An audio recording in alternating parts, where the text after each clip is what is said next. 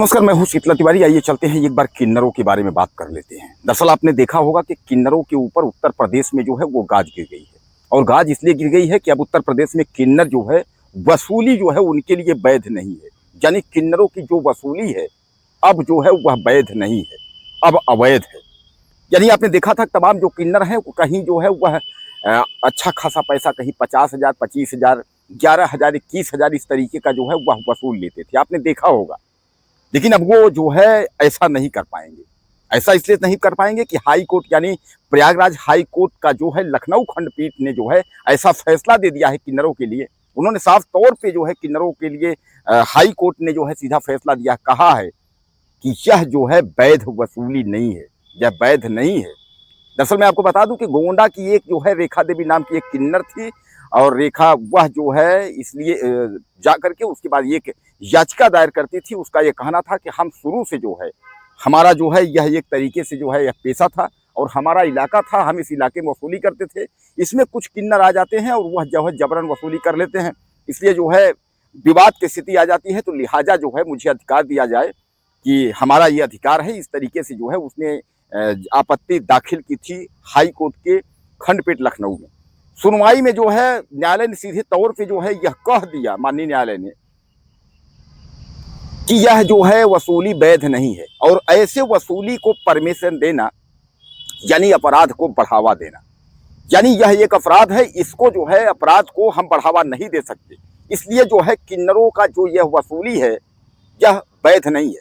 कोई अपनी इच्छा अनुसार अगर आपको दे दे, अगर 4,000, 6,000, 10,000 तो वो ठीक है। लेकिन अगर आपने जो है जबरन वसूली करने का कार्य कर रहे हैं, तमाम आप देखते हैं कि किन्नर जो है वो जाते हैं, उसके बाद वह नाराज हो जाते हैं, 51,000, 1,50,000, 21,000 वह मांग करने लगते हैं।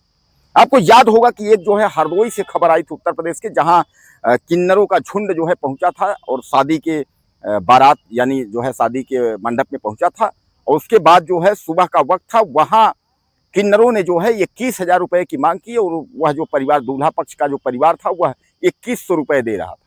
और जिस पर 2,100 रुपए को लेकर के उसके बाद जो है वहां कहासुनी होती है, और किन्नर पक्ष और दूल्हा पक्ष में जो है मारपीट हो जाता है, लाठी डंडे चलते हैं, और यहाँ तक कि वहां फिर किन्नरों ने जो है वो कोई एक ने जो है पिस्टल निकाल करके उसके बाद गोली चला दी। दूल्हे के भाई को गोली लगती है, दूल्हे का भाई घायल हो जाता है, उसके बाद जो है वह अस्पताल में एडमिट होता है। उसके बाद अफरा तफरी मच जाती है।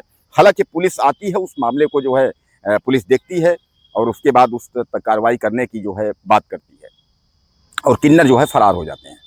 तो कहने का तात्पर्य यह है कि कुछ जो है उत्पाती किन्नर हैं। आप अक्सर देखते होंगे, आप कहीं जो है खास जब आप जाएंगे ट्रेन में जाएंगे, वहाँ भी आपको किन्नर मिल जाएंगे। सार्वजनिक बस स्टेशनों में भी किन्नर मिल जाएंगे, और शादियों के जो है त्योहारों में जो है अक्सर जो है शादी मंडप है वहाँ किन्नर पहुँच जाते हैं। जन्मदिन अगर है तो भी किन्नर वहाँ पहुँच जाते हैं। अगर बच्चे का जन्म हुआ वहाँ भी किन्नर पहुँच जाते हैं। और किन्नर जो है पहुँचने के बाद जो है कुछ उत्पाती किन्नर जो है वह जबरन वसूली की बात करते हैं। वह कहते हैं भैया हमको इतना चाहिए, अब इतना आप नहीं देंगे तो उस पर जो है वह विवाद करने की स्थिति करेंगे, वह विवाद करेंगे आपसे। उसके बाद नाच करेंगे, यानी परेशान करेंगे, और तमाम लोग जो है वह मजबूरी में जो है उनको फिर पैसा देना पड़ता है। तो 51,000, 21,000 रुपए अगर इस तरीके से अगर लंबी राशि अगर उन्होंने मांग ली और आपकी क्षमता अगर उतना नहीं है देने की, आप क्या करेंगे? और किन्नर जो है फिर उत्पात मचाएंगे, भैया हमको इतना चाहिए।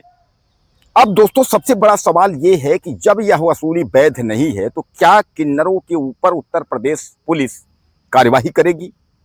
यानी या योगी पुलिस जो है किन्नरों को जेल में भेजेगी, या यह केवल कोर्ट का फैसला हवा हवाई है कि किन्नर जो है अपना झुंड में जहां पहुंचेंगे वहां जो है जास्ती करेंगे और पैसे जो है जबरन लोगों से वसूल लेंगे?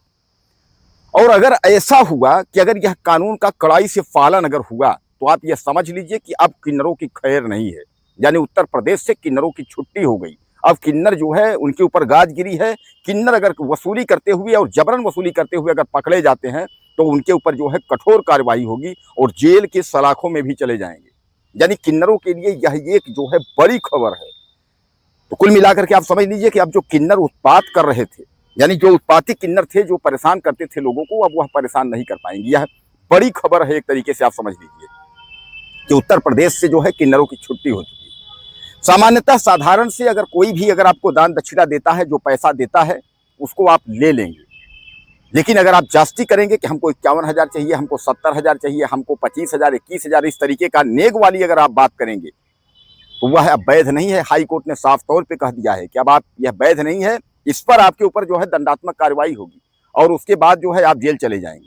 यानी जो है उसने सीधे, हालांकि ये मामला तो गोंडा से यानी रेखा देवी ने जो है याचिका दायर की थी, लेकिन उसने जो है हाई कोर्ट ने जो है फैसला सुना दिया, वह संपूर्ण जो है उत्तर प्रदेश के लिए यानी यूपी के लिए फैसला सुना दिया।